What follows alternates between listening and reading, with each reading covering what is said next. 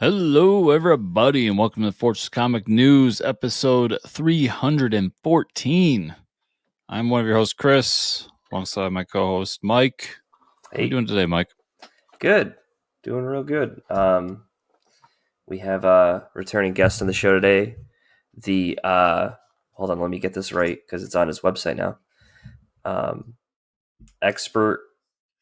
Horror creator. Hold on, I think it was expert horror creator. I don't know how he deems himself now. Hold on. That was Master of Horror. Master of Horror, Colin Bunn. We used to say all and powerful or great and powerful when he was on the show. Colin Bunn. But now he's the Master of Horror, which I think that's a pretty good title.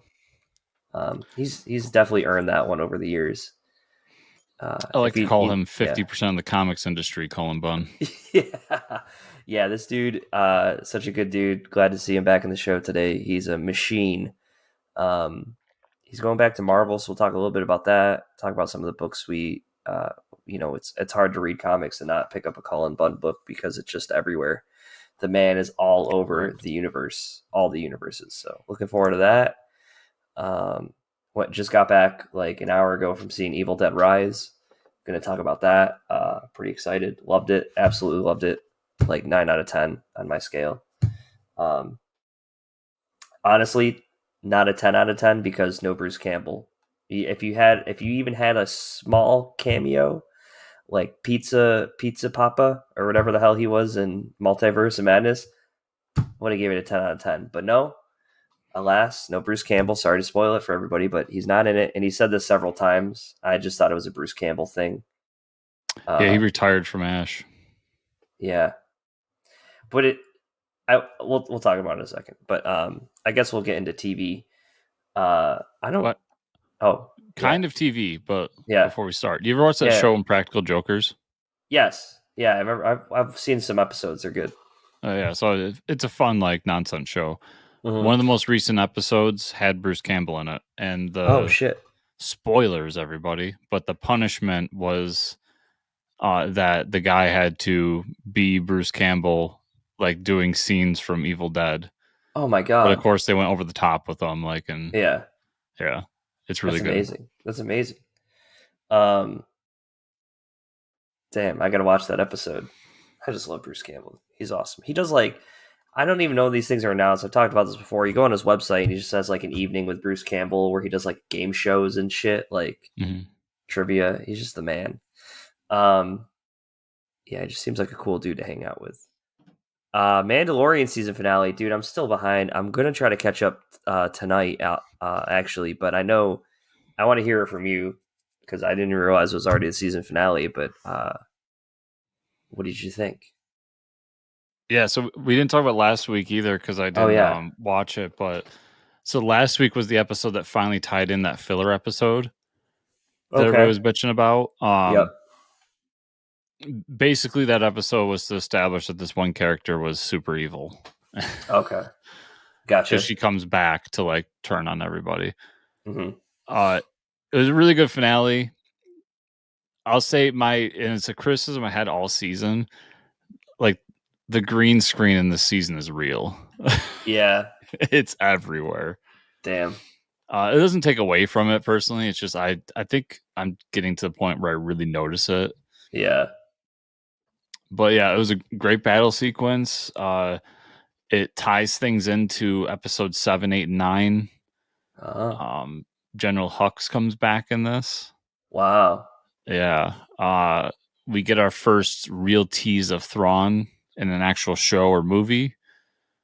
There's just a ton of good and fun here. And I like that the last episode is like a video game. They slowly get more and more difficult enemies until they get to the boss. And I don't know if this isn't really a spoiler, but the good guy wins. What? We get a cameo from IG-88 in this. Nice. We get I honestly think that this was supposed to be the ending. This is how the show was supposed to end. Yeah. But while there's an ending here and you could stop, they still have a vehicle to do more stories with Mando and Grogu. and Okay. it has one of my favorite moments. I'm sure it's been spoiled for everybody online that like Grogu gets a little mech suit, Oh, okay. That's awesome. and in the suit he can say yes or no, so he can Oh, like push that's a awesome. button. And Yeah. there's a scene where they're walking down the street, and Grogu's just being a little like a shitty little kid, like Yeah. grabbing things and everything. And whenever Mando tries to like be a dad and say like you can't do that, he's just hitting the button, going no, no, no, no, no. Oh my god. And then they're walking down the street, and he just keeps hitting the button, and Oh Mando's my head's god. just down, like, oh, this Great. fucking kid. Yeah. Yeah. It's an amazing scene. I loved it. That's awesome. Yeah. Isn't Hux? So like, if 789 tie in Hux, I'd have thought he's the red haired guy, right? Yeah. Mando takes place. Between Jedi and Seven. Oh, okay. Yep, you're right. Yeah, Yeah. for some reason, but yeah, I was confused. Okay, that makes sense then. Yeah. So this is after Return. So they're definitely setting up storylines to like how the First Order came to be. Okay, cool. Yeah. Interesting. But yeah, all in all, that was a really good season. Not Yeah, the best season out of the three, but good, really good. And yeah, that's killing it. Now just cool. moving on to Ahsoka here soon, which I'm really excited about. Yeah, can't wait for that. Yeah.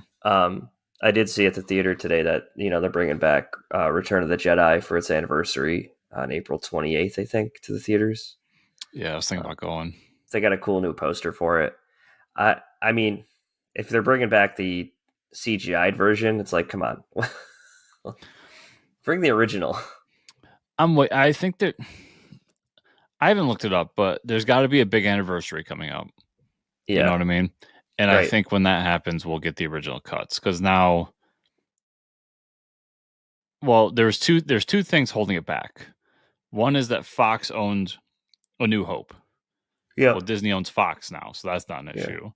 And the other one is I think Lucas was holding it back. So Mm-hmm. it may be an anniversary and Disney says fuck it. Maybe we wait till Lucas dies. Not that anyone's rooting for that, Right. but and then they do it. I don't know, but I get a feeling that in our lifetimes we're going to see the original Yeah, cuts brought back. it's gotta come back. I mean, people will pay money for that shit. Yeah, I'm getting sick of pulling out my VCR to watch Star Wars. Yeah, come on. I do have them. I literally on do too. a file somewhere. Someone had like recorded the VCRs online and got them in like 720p somehow. I keep thinking about doing that with my copies Yeah, because I know how to do it, but right. It's a lot of work. my laziness leads to me just busting out a VCR and opening it up. Okay, so I saw Evil Dead Rise. Everybody knows I'm a big Evil Dead Ash Williams fan. Like I said, no Bruce Campbell in this. Some cool takeaways from the movie, and I am going to spoil some of the plot lines. Not like who dies and who lives, but I will say like the Easter eggs that I liked. Obviously, there's a boomstick and a chainsaw. Of course. The camera angles are on point. So the way this one, and I couldn't even believe this when I looked it up. The last remake was 2013, which is 10 years ago, folks. Because I was in college when I watched it, and now I'm like, what the fuck? That one was very serious. This one it's got the horror elements. It's not jump scares. It's just very creepy, but it also has the campiness. Like there's literally a scene where the Deadites running at them, and they do like the camera shaking and their head like bobbing back and forth like they're a rubber head and the shitty wig. It was awesome. There's like the creepy insults, there's the whole like dead by dawn thing. Love that shit. The cool reveal is like, so this all takes place within like a rotting San Francisco condemned apartment complex, which makes it really interesting because they're like trapped on the floor in California. They're trapped on this floor of the apartment complex. So that's like a new element to it, and it's not over the top gory. Obviously, there's some shock and horror. There's something that happens with the creature at the end that's different than all the other movies. We find out like early on, they get the recording, and there's like a new twist on it that like we find out there's actually 3 volumes of the Necronomicon, and this is one of them. So this is probably just a different one than we've seen in the past. It kind of does the same thing, but that's kind of like what they're basing this story off of. And then the end of the story leaves it open. Obviously, it's called Evil Dead Rise, so it does leave it open for more. And I tell you, I would go see all of these if this guy keeps directing them. Obviously, Sam Raimi was involved, Bruce Campbell was involved, but I think they nailed it with the campiness, the cheesiness, and the horror. There's like to give you an idea, like the campiness. There's like a scene where someone's trapped in an elevator and the blood is like filling up, and then there's like a point where like maybe 5 or 3 or 4 deadites are on top and 2 people on the bottom, and then they like just pan to the sign of the elevator. It says like maximum occupancy 6 people, and then the elevator like drops because it breaks. It's like stupid shit like that, and so like you'll be like laughing and then like creeped out in the next scene, but they do a great job with it. So there's like some scenes where you're like laughing where you're just like, what the fuck just happened? And there's obviously like, you know, crazy the camera angles are spot on with like the Raimi stuff. And the way, because they do show a cabin in the trailer, the way that's done is like this shit happens at a cabin, but now we're going to go back and tell you what happened in this story. And I thought all the actors are fantastic because there's a few kids in the story. The little girl's really good. The 2 leads, I don't know their names, but the mom who gets like infected and she's like terrorizing the family. She's fucking creepy as hell. Every time I see her smile, all I can think of is like the Joker from Flashpoint Earth, because she would be perfect for that. Yeah, very fucking creepy. And yeah, there's just a lot of cool things they do. There's a lot of nods to the original movies, so it's like, you know, it's not like a official remake or reboot, but it is like it's almost like a love letter done in the right way. And yeah, and the stupid scenes are still there though. Like, yeah, and I love every minute of that. So I'm glad that they kept that of like, they didn't take it too seriously, but it's still like it could be one of the best horror movies you watch all year and still have that stupidity in there. Yeah. So really loved it. Highly recommend it. If you're a horror fan, if you're a Bruce Campbell fan, even though he's not in it. And they do tease us a few times, which I fucking hate. Like they have an old man neighbor that like pops out, and you're like, you can like see him down the hallway from afar, and you're like, no way. And then he comes into the camera angle and it's not him. I'm like, they did that on purpose. Yep. And then at one point she screams to like this bum, like pushing a grocery cart, like trying to scream for help, and their face is all covered in stuff. And I'm like, if that camera pans to him, like they never zoom in on the person and they never show their face. And I'm like, they did that on purpose because they're like, you're expecting them to like zoom in and be like, it's Bruce Campbell. I'm like, man, the amount of times they tease you with it is just like, it hurt my soul. I love that. That's the kind of shit I would do if I was them. Yeah. Oh yeah. They know their audience, right? And there's like a lot of and dude, so like, and just like the Sam Raimi movies, there's so many, like almost every piece of dialogue is foreshadowing. You know what I mean? It's like, they're just like, oh, well, it would suck to, you know, not that this happens in the film. It was like, wow, yeah, that's like getting your arm caught in a blender. And then 15 minutes later, someone's getting their arm caught in a blender. That doesn't happen in this movie, but those are like along the lines of the foreshadowing that happens. So it's like, yeah, it's hilarious. Really good stuff. I have nothing but good. And I went in matinee on a Sunday, and it was really busy. Like, the theater was about half full, which is crazy to see. I will say shame on the parents that brought their fucking child to that movie. You guys suck, because this was a really young kid, and the fact that the kid wasn't like screaming or terrified makes me think that he needs child therapy at some point, because, or a child psychologist, because like the amount of swearing and like brutality, and like obviously, you know, there's kids being chased and like attacked in the movie. I'm like, I don't know why you'd ever bring your child to this movie, but anyways, that's just my personal opinion. We can bring my father in sometime to ask him why. Yeah, there you go. Why did you bring me here? I say this growing up. My sister and I were talking about this the other day. My grandmother had a VCR, and like the 2 movies we played on repeat out of her collection, because she would just let us use her collection, were the first Scream and the Texas Chainsaw Massacre on repeat. Yeah. So I'm like, I think I know why we can handle horror movies. Say I used to watch all the Alien movies all the Oh time. yeah, that's Like, terrifying too. yeah. Yeah. I fucking love those movies. Anyways, yeah, so I saw it, really highly recommend. Early impressions, Chris, of Guardians of the Galaxy Volume 3 are out, and it's all positive. Some are calling it the best Marvel movie ever. Whoa. Whoa. What do you think? Is it? That Do you think it could that's be? that's 100% hyperbolic. There's no way. Yeah. I'm sorry. I was actually just Yeah. talking to somebody about this, how Marvel's become a really like easy punching bag for people. Mm-hmm. And Yeah, because DC's not making movies.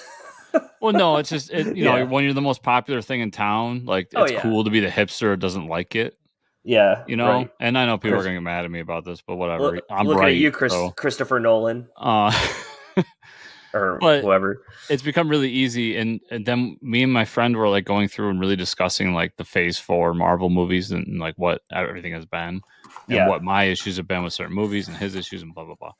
And what we found is the movies that we really like. It's actually only one movie that does it, and it's Thor: Love and Thunder, that took on the Guardians formula and said, "Well, let's just do that." Right. But that's what a lot of movies have done. They took some of the Guardians formula and been like, let's sprinkle this into our movie. And that's what Mm-hmm. some people are reacting to. Like, do we really need to have jokiness in every movie? That's a very fair criticism. Mm-hmm. And I was wondering, how are people going to react to Guardians now that like all of Marvel has been Guardianified? Yeah, right. Everything's been Guardianified. Yeah. And it seems like it's a positive. I mean, this is Yeah. critics, so who Right. knows? Yeah. But Yeah. this is good news. I'm really fucking looking forward to this movie. Like, Yeah. I think it's gonna be huge. I think I it's can't gonna wait to see be, it. and it's the last movie we're ever gonna see James Gunn do for Marvel. Like, he's gonna be on the DC side, thankfully, and Yep. Which he's been talking about. He said he got some ideas for who's going to play Superman. The script is done, and he's pretty excited about who they're going to bring in. So it's gonna be maybe, Dave Batista. oh hell yeah, hell yeah. No, Dave Bautista is Jor-El. Oh, I'm Just a sorry. super jacked Jor-El, like he's a scientist or planet Krypton. He's like the biggest dude there. I'm sorry, everybody. It's obvious. It's gonna be Chris Pratt. Chris Pratt. Oh god, no, please no. Oh no. That's one Yeah, I'm like. I like Chris Pratt. I'm a huge defender of Chris Pratt. I think all you that hate Chris Pratt are just haters. Not you, Mike, but because yeah. I know you're not one of them. No, But he is a weirdo though. I mean, most famous just, people are weirdos. yeah, Yeah, I mean, I'm sure he has some weird yeah, shit, but like, I yeah, understand when people hate him, and it's because he's not like everybody else in Hollywood. But putting that aside, the reason Chris Pratt gets all this work is because he's good, but he's not right for Superman. So that joke always works for me to be like, it's gonna be Chris Pratt because there are a ton of yeah, things that he's not like suited yeah. Oh for. yeah, right. Yeah, But where he Batista, should be Booster Gold.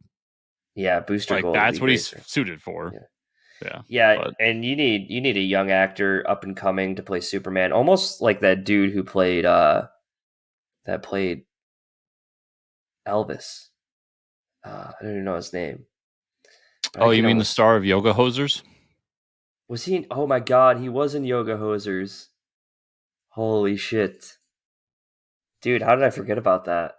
Yeah, that's the only I will never trajectory forget from it. that. Yeah, Yoga Hosers, Elvis to almost winning an Oscar, or did he win? No, he didn't win the Oscar, but to Superman. I think Superman, Batman had to be your young up and comers. I know they want Yeah, 30 somethings. yeah, he's 30 something. I don't know So if he's up and coming anymore, but listen, I'm only 34, so I guess I could play yeah, Batman. yeah, we all could. Uh, Let's do it. Let's cast ourselves.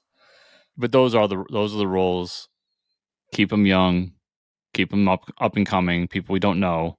Yeah, Booster Gold, all these other like no name characters. And I'm talking no name in the grand sense of like the general public. That's who you put the big names on. hmm Yeah. yeah, yep. Someone like Booster Gold. Comic news. All right, let's get to it. With the recent announcement, Kelly Thompson's Captain Marvel run comes the news that a new series alongside the new creative team is coming. The new series will be titled Captain Marvel Dark Tempest. It'll be a miniseries written by Ann Nocenti with art by Paolo Villanelli. So, going to focus on Captain Marvel. So that's just like comes to an end.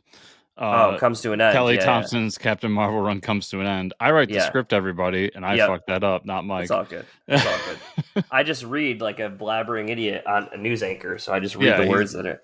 yeah. Yeah.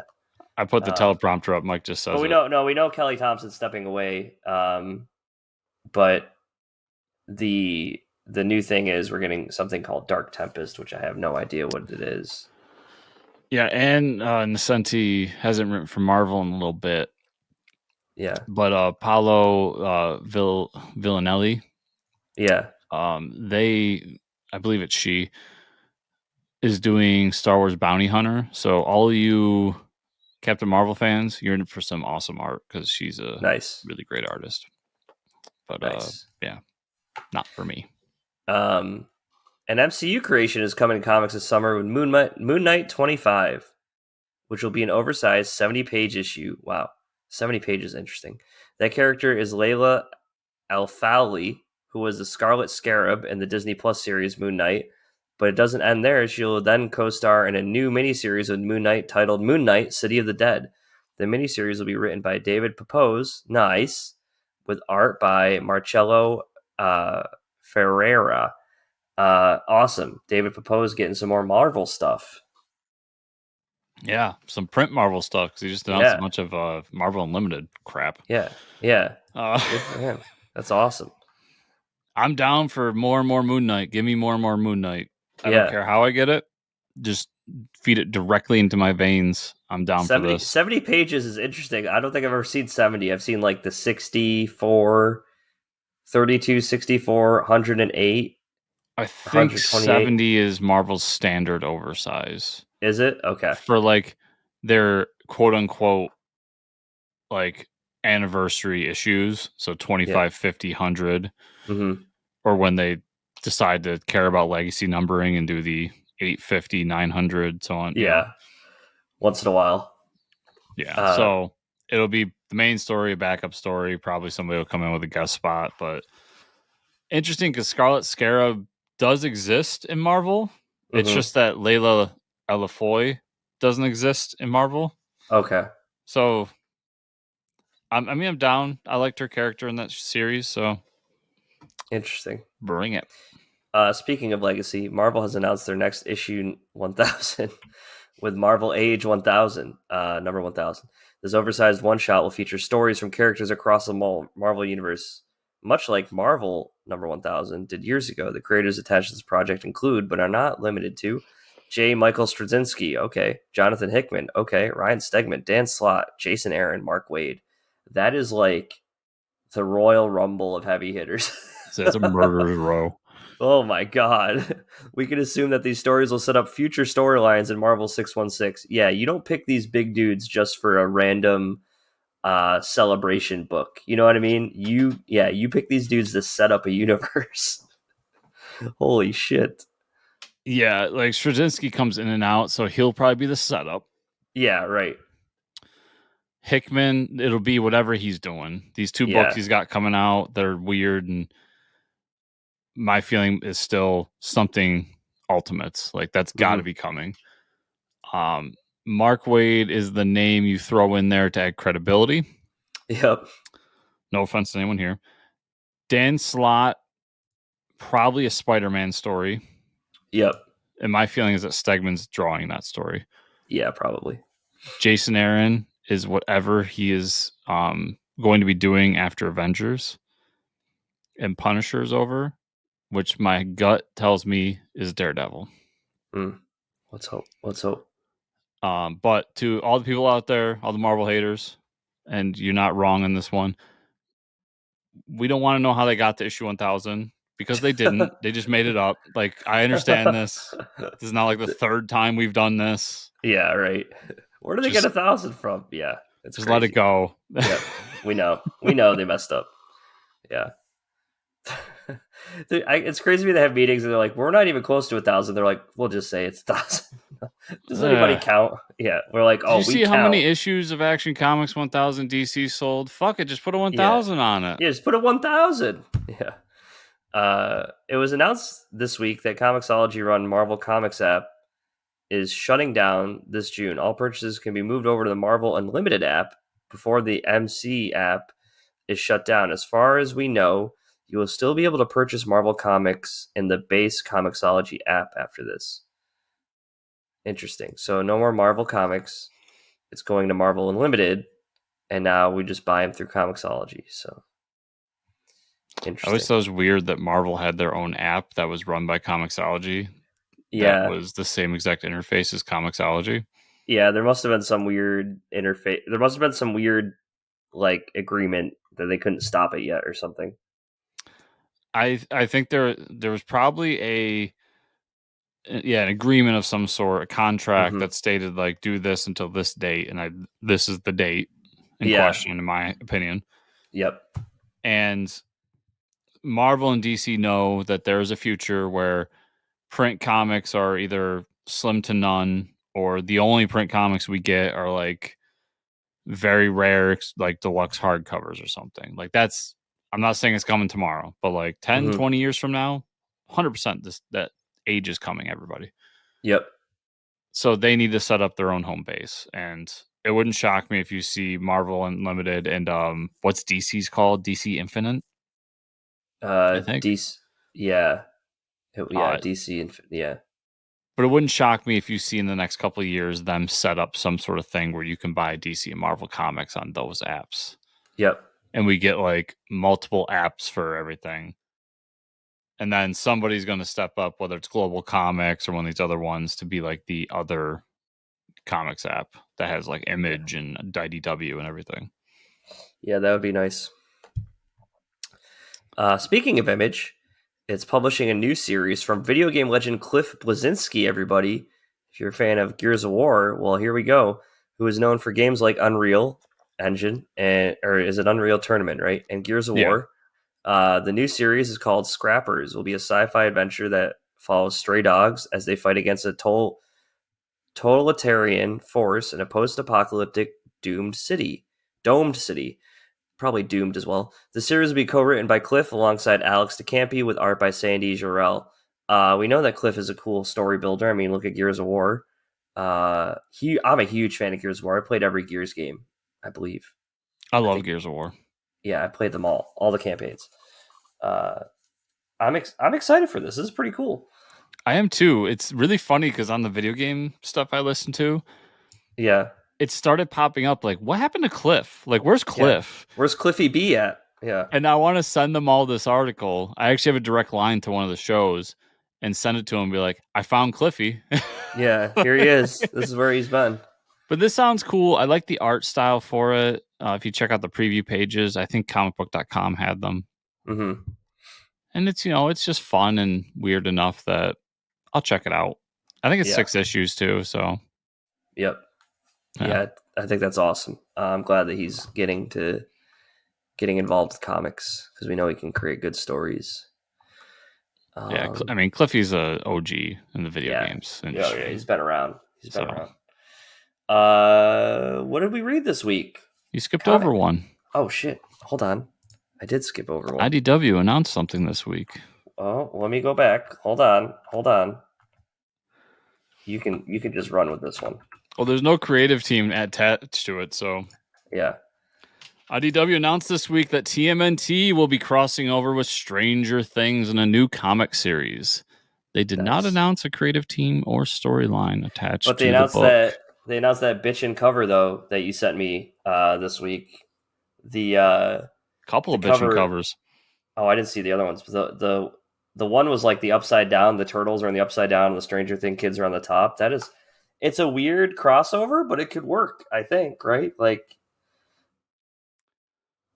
yeah, why not? I mean, sure. I mean, that's probably how the meeting went. They're like, give me a reason not to do this, and I really have no reason not to do it. Like, there's some things where it just wouldn't work, I would guess, but like this, it could probably Well, work. Netflix wants Stranger Things to be a franchise. I mean, you saw like all the Oh shit yeah, they announced about that. yeah, Like they want it. 3 new shows, and one of them's a Yeah, cartoon, and it's like, okay, like yeah, I'm sorry, I like it, Stranger Things, but right. not this. Yeah, So somebody at IDW is just like, we'll cross turtles over with anything. Like we're doing Street yeah, Fighter right now. yeah, and it's great. Turtle fans will buy anything. Yeah, Yeah.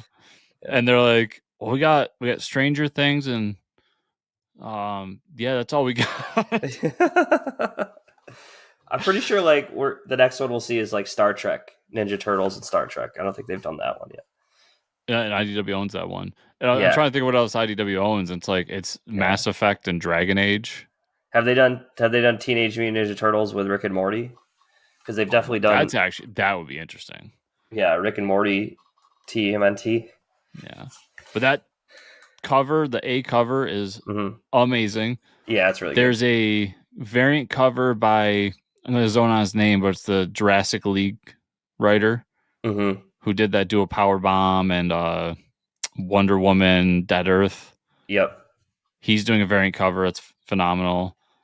So I'll wait to see what the creative team is, because at this point, I think they got everybody hooked. But I mean, can you imagine if they just came out and it's Donnie Cates and Ryan Stegman? Yeah, right. like, They'd be like, holy shit. But That would be wild. yeah, is really this blew me away. This existed. Yeah, we gotta at least check out the first issue, right? I mean, it's got to happen. 100%. I'm checking it out.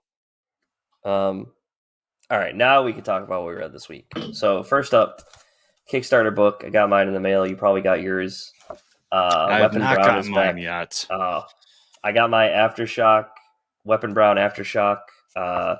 For people that don't know, Weapon Brown is the post-apocalyptic Charlie Brown book by Jason Youngbluth out near Buffalo, New York. Yeah, so if you're at a con near Buffalo, he's usually there.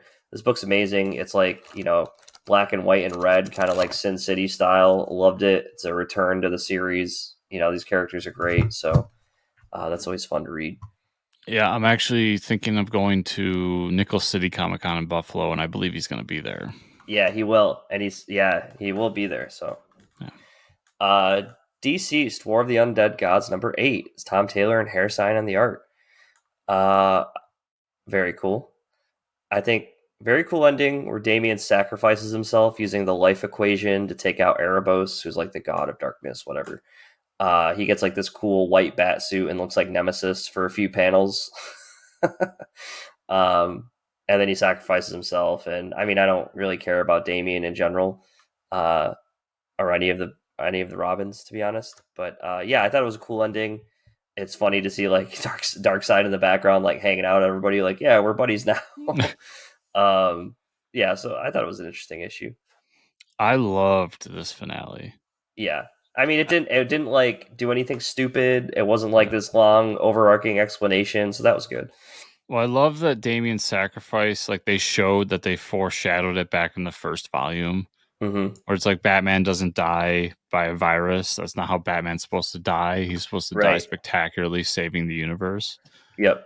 Yep. Um, and I love the ending with, so when he uses the life equation and it hits with the anti-life equation, he creates a new universe Mm-hmm. inside the current universe. And Yep. so Alfred Spectre like goes around and flies around to like check out to be with Damien again, to be inside the Mm-hmm. universe he created. And there's a bat Yeah. signal on the top.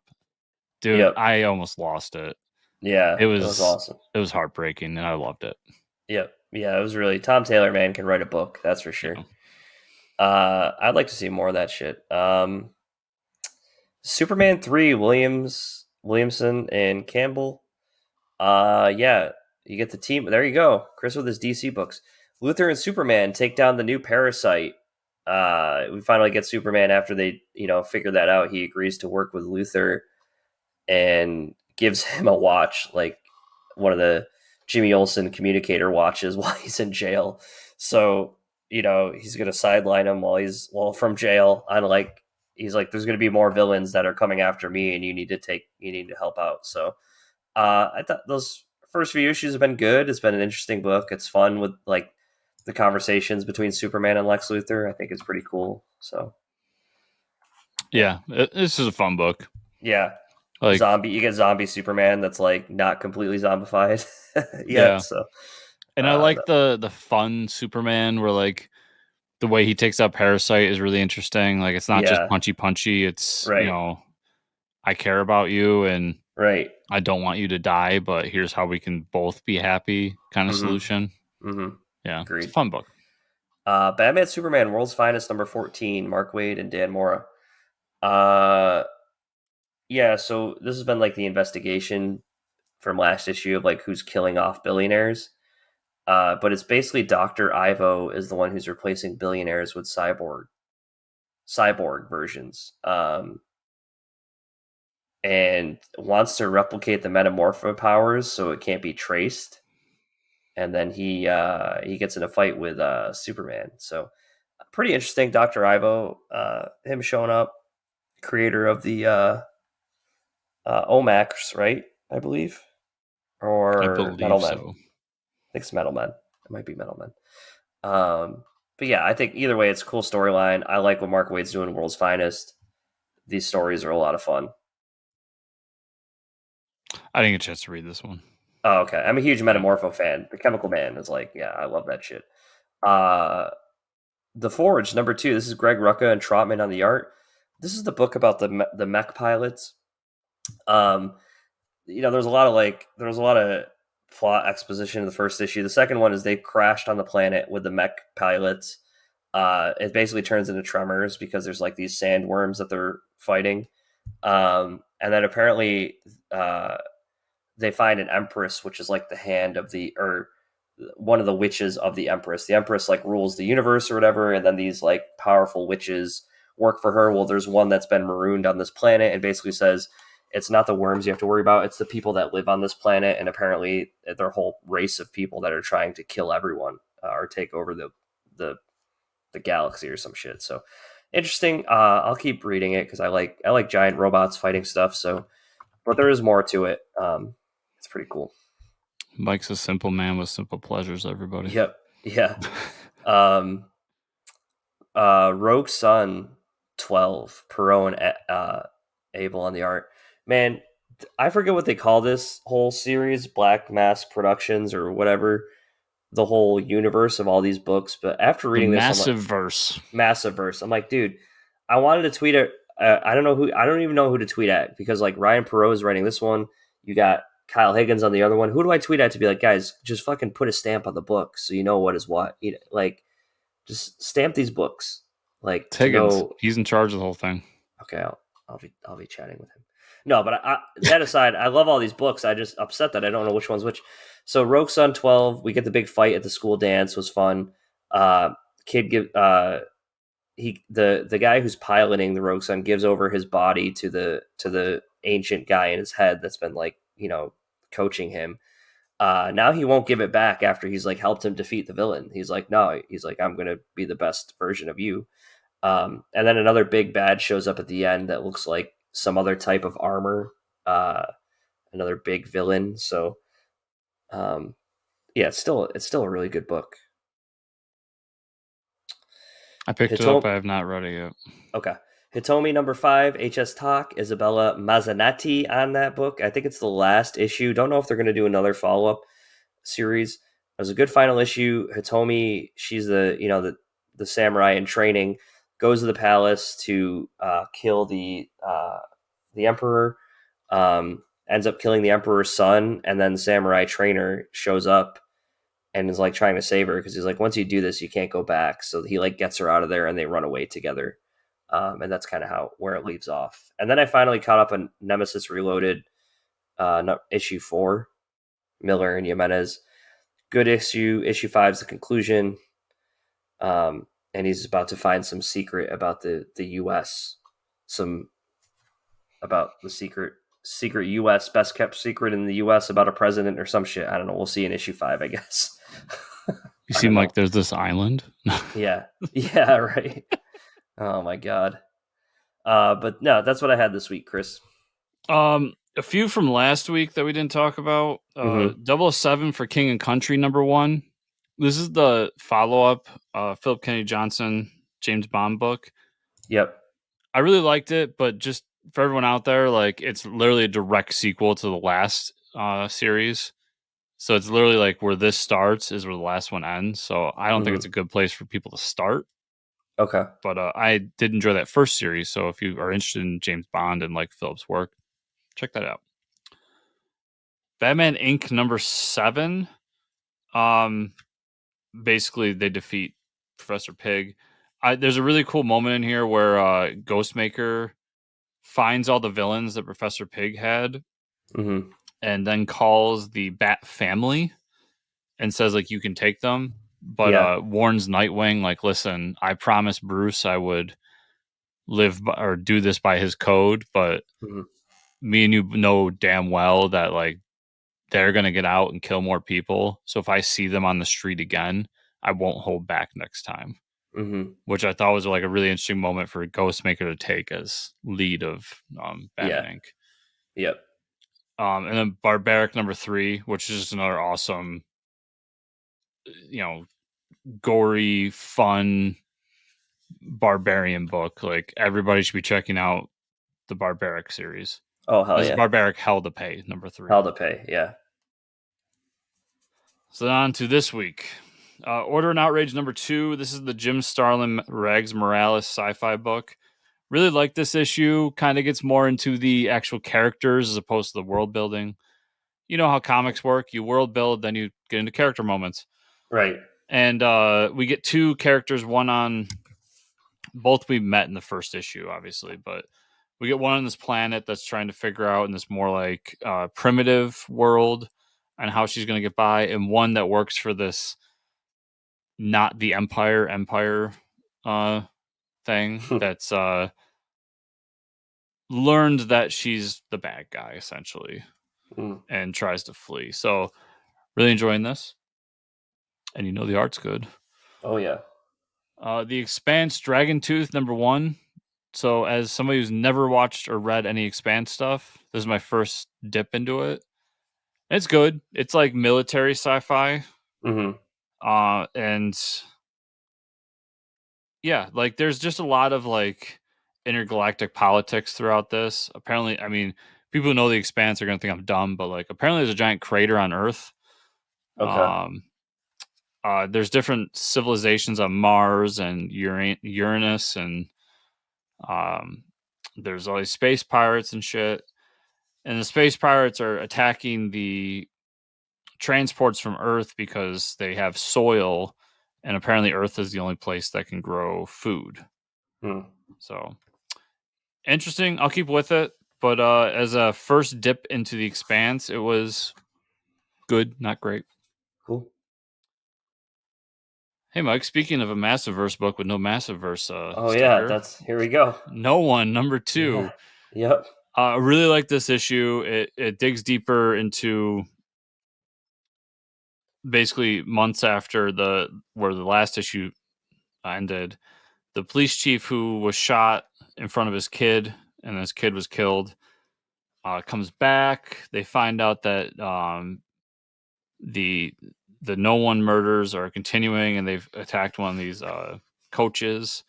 And they're still trying to figure out what it is. So he goes back to his kid who had admitted originally to the original No One murders, and starts asking him questions because he's like, "Is this a copycat? Are you full of shit? Like, what happened?" And he's basically saying like, "I don't know. I'm just trying to do better and atone for what I did and all this shit."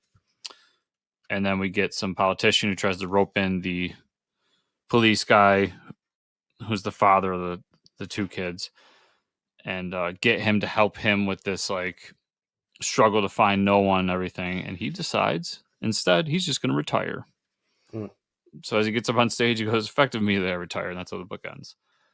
Interesting. And if everyone remembers, this also has a podcast tie-in that's really good. Oh yeah. So I read this and then I listened to the podcast. And the podcast, once again, I said this last time, but Patton Oswalt's one of the characters on it.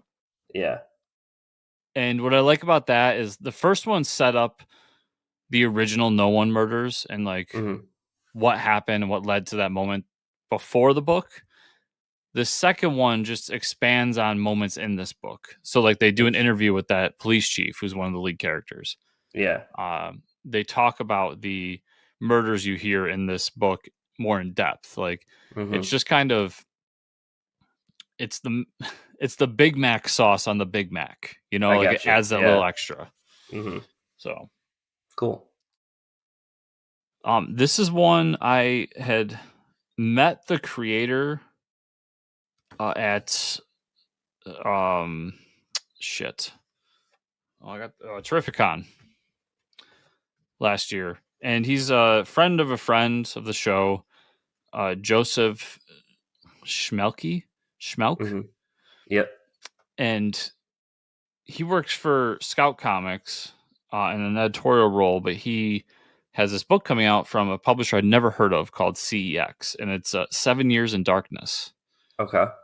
I really liked it when I read it back then. I have a shiny version of it because he was selling shiny versions, and I got this one from the retail. Basically, it's a very, very dark Harry Potter.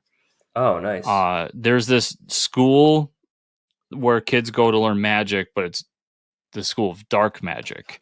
And 72 kids enter, but only 7 come out alive. So and they only open like every so many years. It's like every 50 years or 100 years or something. So we meet this kid who's going to be our like lead character, and he's going through some shit, and then he gets recruited to the school, and it just follows him as they transport to the other dimension where the school is, and they see the school, and we learn about like kind of the rituals and everything, and it just sets up the fact that like these kids are going to a magic school, shit's going to get crazy, and then move on. But I really liked it. The art's really cool. It's a cool direction for the story. And it's super, super indie. The plan for this book is this is going to be year 1. He's going to release a series if it's successful enough. He wants to release a series every year so that we read with the students in real time what happens. So we'll get 7 versions of this over the years. So yeah, cool. Everybody check that out. Very cool. And then my last 2, Avengers Assemble Omega #1. This is the end of Jason Aaron's Avengers. Really loved how this book ended. It's very long, but it's tying up everything, and just a lot of really great moments. I don't want to go into too much detail about it. Jason Aaron's Avengers run is going to go down as a really special one, and awesome. I was really happy with how this ended. And now we move on to the Jed MacKay Avengers era. And my last one is the Mighty Barbarians #1 from Ablaze Comics. Nice. So this is basically Avengers meets Conan. Okay. So we get, the only thing I'll say about it, there is a confusion on, I think when they talk in this book about realms, I think they mean it in like the Lord of the Rings sense, like different continents. But at first when I was reading it, I was like, realms, are you talking like multiverse shit? Like, are we going to the multiverse here? But I don't think that's what's happening. So basically, there's this dark evil that comes, and one of these kings decides like, hey, this is affecting all the realms, so we need to all get together to fight it. So they create the Avengers of Barbarians. Okay. And we meet up with Null, who is an old barbarian character from Marvel days, or Kull, Kull. So he was created at Marvel and then became like public domain and everything. And they're using him in this, but they're using him in a cool way because he's basically King Conan in this. Yeah. Okay. And they meet up with all these different barbarians, and he's the final piece to lead the team. So this is a get the band together issue. If you like barbarian stuff like I do, if you like the Avengers, this is a really cool book, and it's written by Michael Moresi, who is a writer that I really enjoy as well. So from a small publisher, Blaze. Cool. Mike, that was everything I had this week. Where can people find you on the internet? They can find me at Fortress Ricker on Twitter. Where can they find you and or the show? You can find me at Fortress Chris on Twitter, and you can find the show at Fortress Comics _ on Twitter, also at FortressComicNews.com. Remember, everybody, to like, subscribe, share, comment down below in the YouTube version of the show, to give us the 5-star reviews. Those reviews go a long way, and we really appreciate if you do that on the podcast of your choice. And if you want to support our habits even further, there's Patreon at patreon.com/FortressComics. Thank you all so much for watching and or listening this week. We'll see you all here next week. See you.